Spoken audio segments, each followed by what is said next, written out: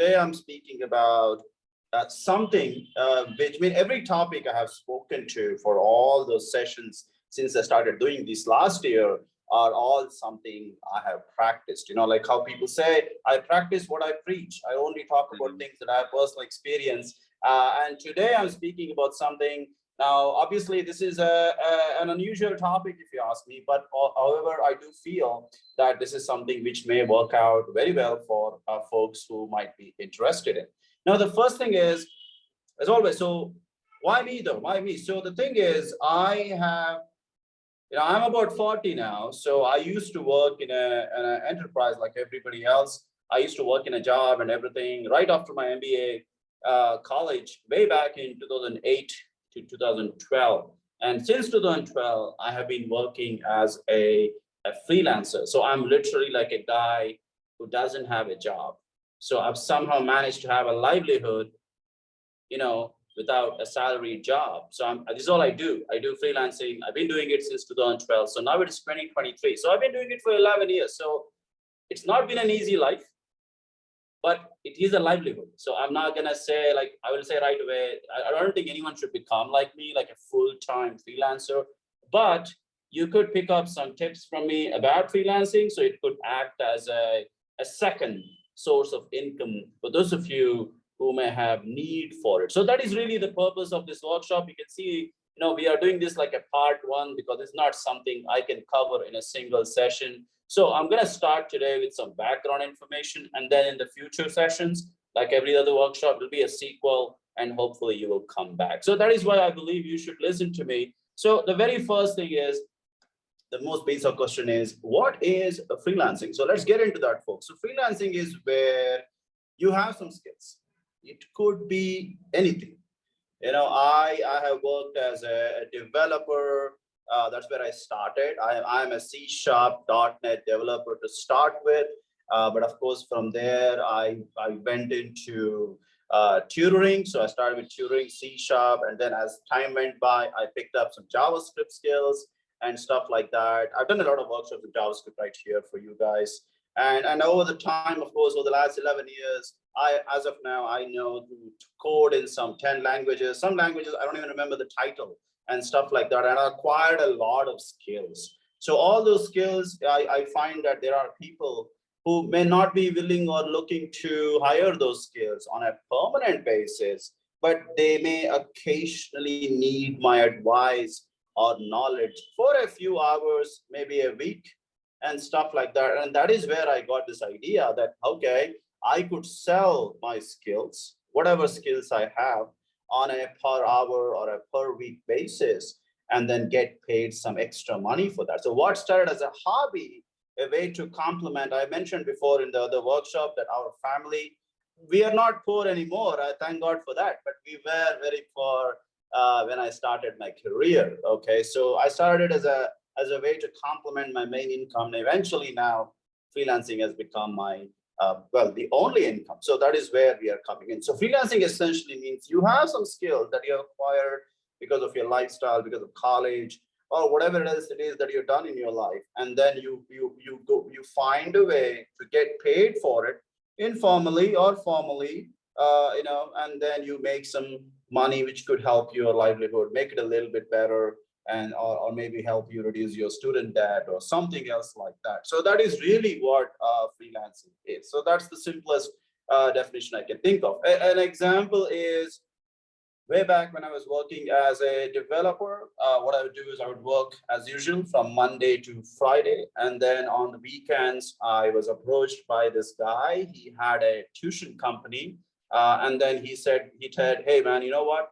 You have good spoken English, and we are lacking in that. So why don't you do some coding sessions for my students? Anyway, it's on weekends. You can come in 1 hour, 2 hour every week and make some money. So that is really how I got this idea for freelancing. So there you go. That is an example of what freelancing really is. And why I believe I've already answered this question. Once again, the easiest reason, of course, is money.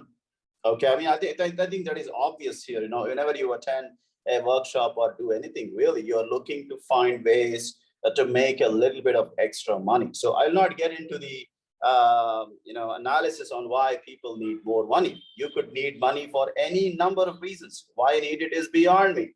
Okay, Professor Watson is laughing. So, I'll leave that to you. Why you need more money, that is up to you. So we're just going to start with the assumption that yes, one easiest reason, one strong reason to do freelancing is money. Now, once you have gone past money as a main requirement for your life, then there are other advantages of freelancing as well. For one thing, I'm the kind of guy who likes to explore different industries. Okay, that is something I've seen. When I started, I was only a .NET developer. I'm speaking 2012, but now I have put my fingers in so many different pies. I've experienced different technologies, people from different industries. I worked in remote villages, like where there's not even like a cell phone signal. I worked in mountain regions. I worked with very wealthy clients. I worked with very no money type of clients. So freelancing does expose you to different parts of the society, like cultural stuff, financial stuff, and you meet all kind of different people. Once again, I know money is the number one reason, but for those of you who have gone past the money situation, freelancing is a great way to meet new people. Like, for example, Dr. Watson, again, I met him because of my freelancing, doing these workshop sessions. And there are so many other professors. There's another professor at AIU. I call him Indiana Jones professor. I like that person very much, and all the other team members at AIU. So again, I get to meet them. And if by some good fortune I end up in America, I am pretty sure if I send out a signal, like a smoke signal to Dr. Watson, he will meet me or something like that. So there you go, guys. That's another reason why you can do freelancing. You meet a lot of interesting people. Okay, I'm sure I have a client from almost every major country in the world. So if I ever make enough money and go on a world tour, I am sure in every major city, somebody will be there waiting for me. I mean, I think so. I hope so. So that's another reason why you should do freelancing. But coming back, yes, making money a secondary source of income. You may have read articles about it. You go online. Hey, when you have a second source of income to help you, like layoffs, or suddenly you get into some kind of a scenario, maybe a family occasion or an emergency or something, where you are unable to go to your regular salary job. So there you go. So freelancing can give you that, financial confidence, an individual confidence, like, hey, I have a second skill which I'm able to utilize. Like you have a free weekend, you make some money with it. Why not? So that is another reason why you may want to try out freelancing. Now, before I go ahead first into freelancing, I do want to, explain this, because I do these consultant sessions to a lot of people, like here in India and all. People look at me and I'm traveling. They're like, hey, Jay, you know what? I want to do it as well. But there are some people who should not be freelancing. So one thing is, you must understand, freelancing is almost like a second job. Okay. Now, this is kind of important. So the thing is, I've met other freelancers, and obviously I know myself. The one reason why we are able to be successful in freelancing is that we are able to manage time. Now, the word time is going to come up frequently in all my workshops. So let's say you already have a job, and if that job is already taking up most of your time, then freelancing is not for you, because you try to do freelancing, you agree to do something extra, and then you realize that need to do a second kind of freelancing work is beginning to affect your main work. Now, you don't want to do that. Okay, so please understand, if you already have a nice regular income salary job, freelancing is only an option for you if you actually have free time. Now, this is very important. I've seen many people trying to get into freelancing, but they don't realize the time commitment required for it, and then it actually begins to affect your main job. You don't want to do that, right? Like if you're walking with a bag full of mangoes in your hand, you see one more mango on the road, you bend down to pick up that extra mango, all the mangoes in your hand are now on the ground. You don't want to be in that scenario. No, please understand, if you're already salary employed, then you are in a good position already. So you don't want to mess it up, okay? Don't lose what you have going after things which you don't necessarily need to have. So try to understand this part. So if you already have a full life where your main job takes up all your time, then you should not be freelancing. So please understand, a general requirement to freelancing is you must have a solid at least 5 to 10 hours of free time every week, which is not affecting your other main job and your other personal stuff and things like that. Many people don't really think about this aspect of freelancing. A lot of people I've seen, they're like, they come to me and like, Jay, you know what? I read your blog, I saw your workshop, I saw your YouTube video. I want to get into freelancing. And the first question I ask them is, do you have the time to dedicate to freelancing? So if you fall in the category where you don't really have free time, then you should not be doing freelancing, because I'm afraid that you might be damaging your existing employment scenario. So what is the solution to that? So the solution to that, and let's say you are in a scenario, then the solution to that is sort of straightforward. The solution to that is, if you don't have time, start making the time. It sounds simple when I say it. Okay, so if you're already if you really feel like for any number of reasons you're motivated, like, okay, you know what, I really need to get into this freelancing game. So the first thing you need to do yourself, okay, is that you need to find a dedicated free time to do the freelancing. So hopefully those of you who are watching, you have a notepad, you have a pen. I'm going to give these main pointers, and hopefully you're making notes, or if you're watching a recording, this is the first thing you need to make a note of. You need to ensure you have a dedicated minimum 5 to 10 hours of time for the freelancing thing you are planning to do. So that answers the question on the slide right now. So who can freelance? So before we get into the nitty-gritties of how to begin, where to start, and stuff like that, first thing is set aside 10 hours or something like that every week. And when you have that, that is like the minimum eligibility to even begin thinking about freelance. So if you fall in that category, okay, either you already have 10 hours to spend, or you can create 10 hours, so maybe on the weekends you go for a trip or something. So maybe you start sacrificing it, maybe something like that, or you are using those 10 hours to simply sit and do nothing, then maybe there you go. So that's again where you can start freelancing. So that is the minimum eligibility so who can freelance? The answer is any person who has that kind of free time just lying around in front of them. So that is the base requirement. How people talk about, right? Like the base requirement to become a freelancer. It's like, if you're in sports or something, the base requirement is you should be able to run. When I was in primary school and all, our physical education teacher, he would always say, guys, it doesn't matter what sport you want to play, you need to be able to run first. If you can't run, you can't get into any sport, because every sport requires running.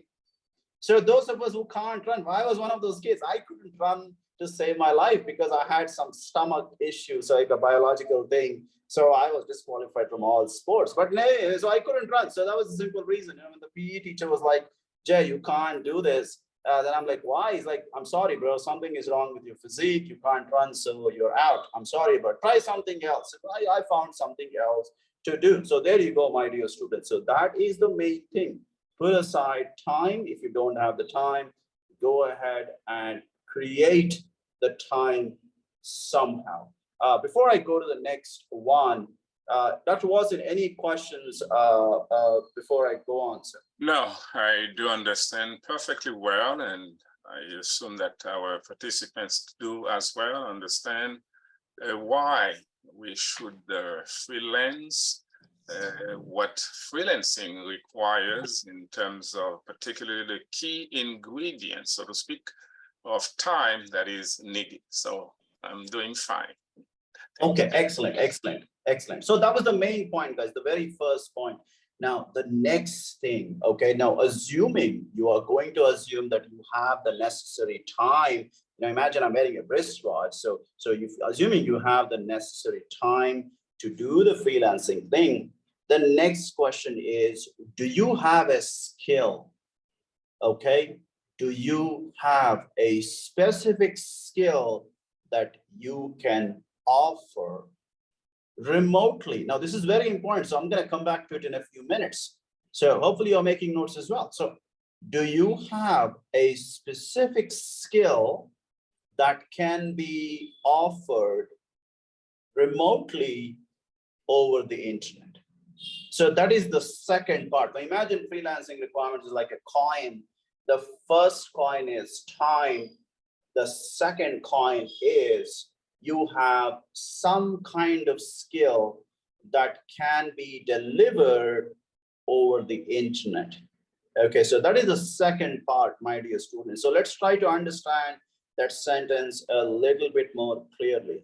Let's talk about skills, and then we'll talk about the delivery over the internet part. So first thing is, a skill is something that you have that somebody wants somewhere in the world. So the approach to freelancing you must understand is you have to understand that your customer could be somebody who's living close by, but now, because again, the world has become globalized for many decades now. It's not like a new thing or something. I remember way back in 90s, back when in India we did not even have mobile phones. Already people were traveling up and down to US from India.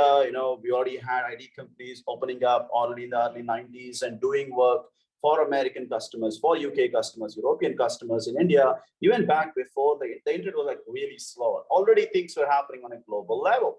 So when you talk about skill, you have to start asking yourself, maybe sit down, take a pen and paper, notebook and stuff like that, and ask yourself, do you have any kind of skill that can be offered to clients anywhere in the world? Okay, once again, let's go back to my own example. One, tutoring, teaching. That is where I really started my freelancing thing. So I realized that I have good spoken English. So there you go. So that's the main. I forgot to mention it. I kind of assume these things, so I never mentioned it. You gotta be good in speaking English. I'm really sorry. You have to fix that part. I'm kind of assume you already have that locked down. So skill is necessary. I'm including spoken English under the skill umbrella. So you must have English, which you don't have to speak like with an accent or something, but you must speak in a way anybody in any part of the world can understand. So I'm not going to mention that as a separate category. I'm going to simply assume you already have English that is understandable. If you don't have it, once again, go ahead, join a spoken English class. I'm sure it is there wherever you are in the world. You can always find a spoken English training institute or something like that. We have lots of them in India. Or another option, like how I improved my English, is by watching a lot of Hollywood movies. That's really how I improved my English. When I was young, I would simply watch a lot of movies, a lot of American TV shows and stuff like that. So that worked for me. So by the time I was 17 or 16, my English was already good because of all the Hollywood movies and TV shows. So that's another way to improve your English. So I'm going to assume your English is already good. If it is not, start working on it. So moving past the English skill. So in my own example, teaching skills. So I knew C# and .NET. I'm talking way back in 2012. And I found out we have things like Zoom. Back in 2012, it was Skype. But of course, very soon, Zoom was created and things like that. I found out there are people on the internet who want to learn C# and they don't mind taking the class over the internet. So that's the main thing I was talking about. So you need to have a skill. In my example, it is C#, and you should be able to communicate that in English. And then I'm able to take the C# tutoring lessons over the internet. So you ask yourself right now or after the workshop, skill, spoken English, and then delivering it over the internet. I'll take another example. See, another example would be design work. For example, sometimes what I do is I do design stuff. I have an MBA after all, so I do marketing things and things like that. I use Adobe Illustrator to do design mock-ups and marketing material for some of my clients. So sometimes I work as a consultant for startups and stuff like that, where I guide them on marketing. Sometimes I take marketing sessions for students. So again, Illustrator. So again, Adobe Illustrator is a software. You can get the license, you can purchase it or something, and then you can do the designs on your computer. And then of course, you can send the files to any client anywhere in the world. Once again, same formula, skill, being able to work with Adobe Illustrator. Once again, spoken English, very, very important. You have to get that locked down. And finally, delivery over the internet. So you need to start thinking about this from now on. So if you're interested in freelancing, you have to sit down, 3 things. Do you have a skill that can help you make some money? Spoken English. And the third step is the delivery over the internet. Now I'm going to kind of get into the whole internet part, but I'm assuming the first 2 things are clear. Dr. Watson, the first 2 points I mentioned, sir, about having a skill and spoken English, do they make sense to you, Professor, when I explain it? Definitely. Okay, that's good.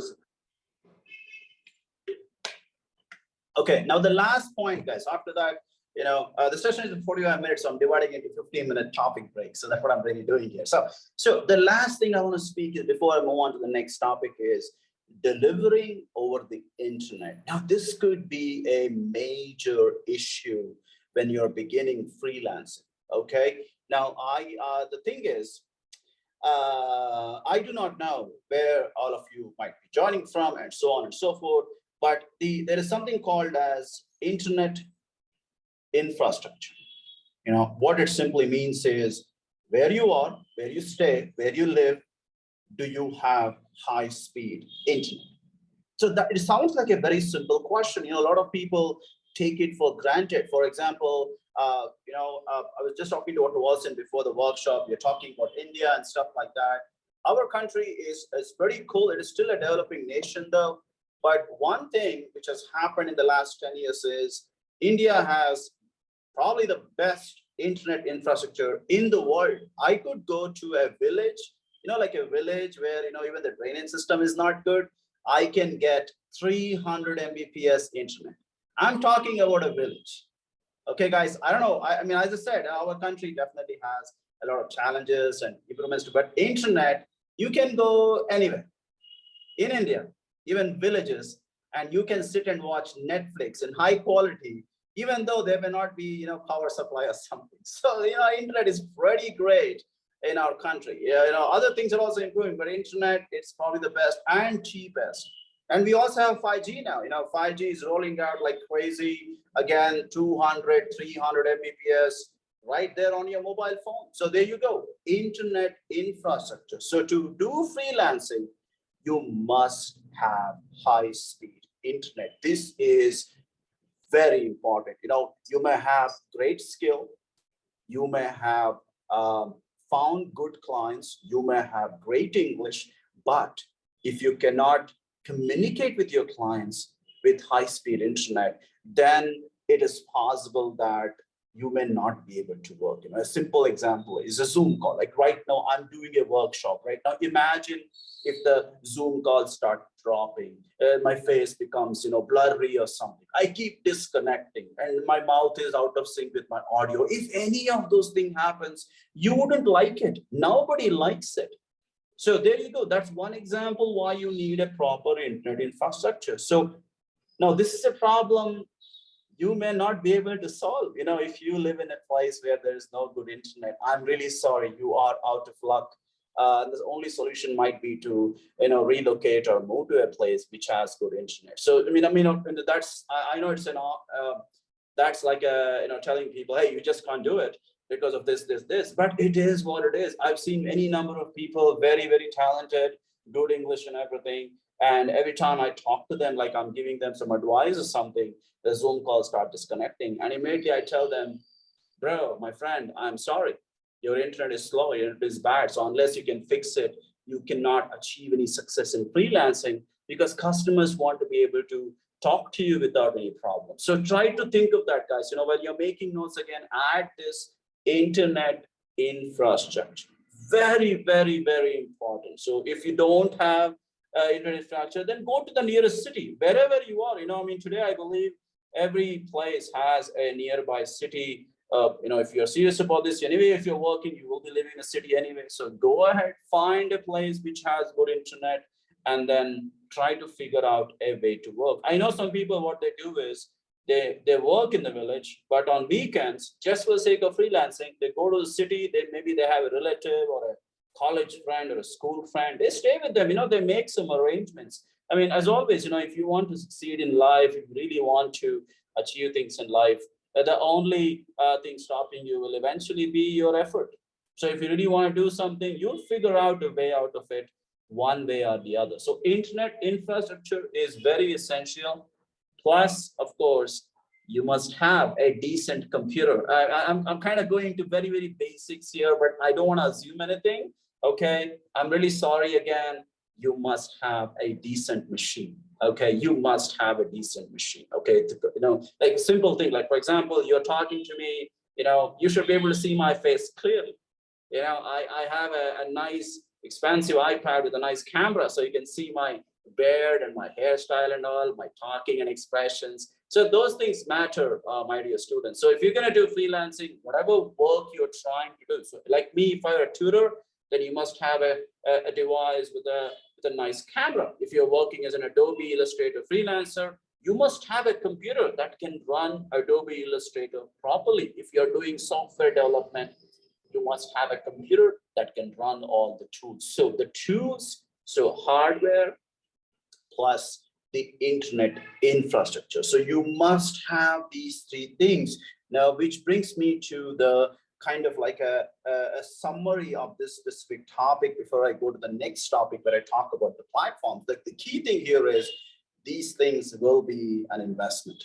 Okay. Now you must understand. I think there was this comic book, a Batman comic book where I read something. If you want to make money, you have to spend it first. Okay.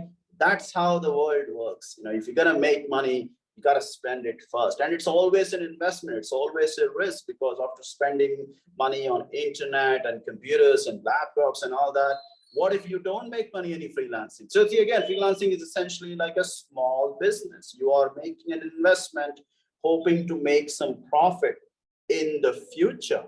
So it is an investment. So before you jump into this, like any other investment you might do, please try to understand, ask yourself, if you're sure, do you have the skill? Can you find the customers? Do you have the time to do these things? So these are the many number of questions that you will have to think. I mean, in future workshops, I'll go into more detail about how to solve these problems one by one.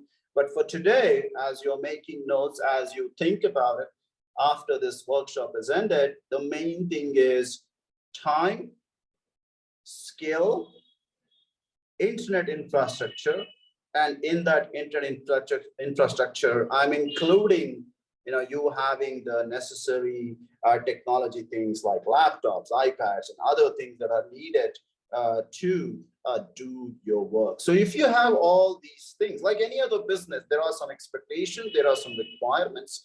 If you are able to get these things or already have these things, then yes, you can definitely consider freelancing as a second source of income, and so on and so forth. So I'm going to move on to the final topic of the day. But before I do that, I'm going to get some water. Dr. Watson, anything I'm missing out or something I need to mention in detail? No, you get right into the point, because I personally do a lot of freelancing as well. You got it exactly. The passion, the skill, the hardware. You need all these in order to be successful in freelancing. I do a lot of jobs, for example, on my free time, translating, interpreting on video, pretty much graphic design as well, using Adobe Illustrator. I also combine Adobe Illustrator with Adobe Photoshop And I do that all as well. So you're getting right into the point of Okay, freelancing. okay. Excellent, excellent. Yes, sir. Thank you, Dr. Watson. So, right, guys. So this last topic for today, for the last 15 minutes, and then I'll take some questions is now, the thing is, like for example, in India, whenever we have to travel, we have two options. We have the Uber app. I open the Uber app, I book a cab, and then I go where I want to go. Uber, of course, is the American company. We also have an Indian company called as Ola. So if I'm not able to find a cab on Uber, I mean, I prefer Uber, but Ola is just as big in India. So I can open the Ola app and I can book a cab. Or in India, we have these things called tuk-tuks. I don't know if you guys know about it. The auto rickshaw, we call it. So again, I can use the Ola app. So why am I using that example? So now try to understand this. A freelancer is just like a taxi driver or a tuk-tuk driver. We call them gig workers. That's what a freelancer is. We are a gig worker, but yeah, obviously I am more of a technology gig worker, whereas the auto rickshaw guy or the taxi guy is more of a motor vehicle gig worker. So in both cases, what happens is the taxi guy or the tuk-tuk guy, he installs the Uber app or the Ola app, whatever he prefers. Sometimes they use both at the same time. He registers an account, the taxi guy on the Uber app, and then he turns it on, he logs in whatever documents, and all that stuff, and then his account is confirmed, and then he simply waits for people to book a ride or something, and then every time he takes a passenger, he's able to take them from point A to point B, and then he will get paid through the Uber app. Same thing happens with the Ola app as well. So the guy will pick up the person from point A and drop them off at point B, and the payment is processed. So the freelancing works in a similar fashion. Now try to understand, gig worker, whenever you hear in the news like gig economy, gig worker, they're really talking about freelancers. So similarly, if you are trying to be a freelancer, then just like the taxi driver guy, just like the auto driver guy, the tuk-tuk guy, you need to get yourself on a freelancing platform. Okay, without that, you can still do freelancing. A lot of times I get work. I mean, again, I do a lot of other things as well. Like I have my LinkedIn social media. I do a lot of blogging. I have a lot of GitHub things going on. I have podcast, YouTube channel. As I keep saying in every session, just Google my name, you'll find out about me. So sometimes I do get customers who simply Google my name, or they saw my video somewhere and they're like, who is this guy? Let's find him, let's Google him. So I do get some people directly, like by email or LinkedIn and so on. But 90% of the work, you have to understand, people can't just find you. It's a big world. India alone has 1.6 billion people. So it's not that easy to find who you're looking for. So that is where the freelancing platforms play a very important role. So I will obviously get into details about what you can do here, but today I'm just going to give you a quick introduction to two platforms that I use regularly. Now, please understand, some platforms are more popular in some countries, whereas other platforms are more popular in some other countries. So these things are strictly popular in India, obviously, and of course in US and UK. I get most of my customers, like of course, Professor Watson's university is in US. So there you go, it's a US company. So obviously Upwork is popular there because they are using it. And similarly, the another platform is Fiverr. So if you are thinking of getting into the freelancing game, your first step is to go ahead and set up an account on Upwork as well as Fiverr. At the same time, depending on which part of the world you're joining in from, find out what is popular in your country. I hear websites like freelancer.com. I keep hearing about that a lot. I also hear something called top something. There are a lot of, just Google it, guys. Just Google it, whatever is popular in your country, just go ahead and sign up an account. But ultimately, to start the freelancing journey, you need to get an account in whichever is the popular website in your country. And of course, where it is popular also matters. Okay, like, you know, if you're gonna go try to get clients, Professor Watson, some drawing is happening on the screen, sir. I'm not sure how and why. Sometimes I am under the strange impression that maybe it's something on your end, because That's not me, Professor. no, I know it's not you physically, you, Jay, on your system, but I haven't seen that happen with other classes or the presenters. So unless someone from our technology department wants to play tricks. I think I removed it, sir. Okay, all right. Yes, it's gone. Okay. It is gone now. Yeah, I disabled it for some reason. That was turned on. Okay. All right. Yeah. Sorry about that, guys. Okay. No, that's so coming fine. back. So coming back. So yeah, so as I was saying, you need to go ahead and get yourself an account. And I personally recommend Upwork and Fiverr. Now, Upwork, let me start with Fiverr. I mean, I don't use Fiverr all that much because there is a very big difference between these two platforms. So Fiverr is more of a gig kind of platform, whereas Upwork is more of a long-term kind of platform. So I think this is the right time for me to explain what is the different approach taken by these two platforms. And I can also tell you from my experience, what type of work I usually get on Upwork and what type of work I usually get on Fiverr. Now, this is important because your skill might be more aligned with Upwork style of working, whereas another person's skill might be more aligned with Fiverr way of working. So, but of course, as I mentioned, I have multiple skills. So sometimes I get Fiverr style work and other times I get Upwork style work. So I use both. I use both depending on my mood, depending on the demand, the market and things like that. But yes, so let's start with Fiverr. So Fiverr works well if you have skills which are kind of like faster turnaround. Okay, so what is that faster turnaround or something? Now, for example, I get a lot of creative work on Fiverr.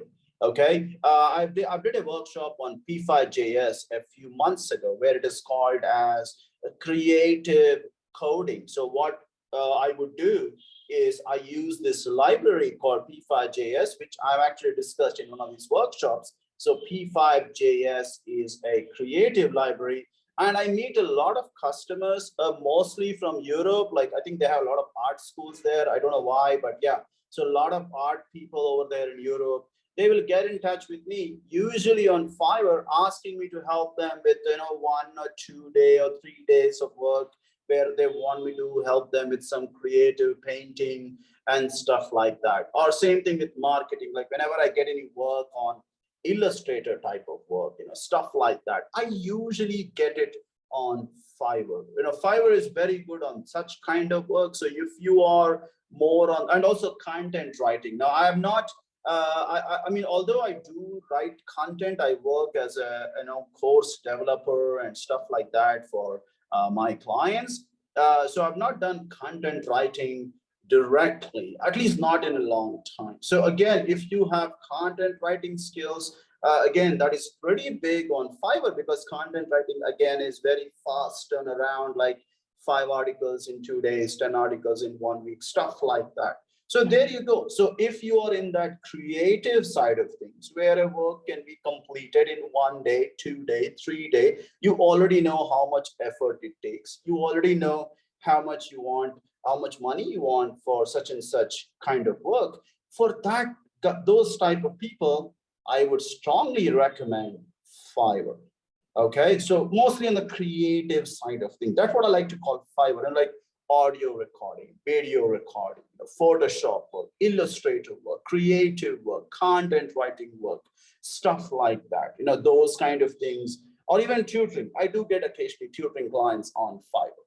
So there you go, my dear students. So Fiverr is good for such kind of short-term kind of work where everything is already decided in advance and you know how much it costs, how long it takes and everything. So there you go. That is option number one. That is Fiverr. Now coming to Upwork. Now, most of the time I'm usually getting all my work.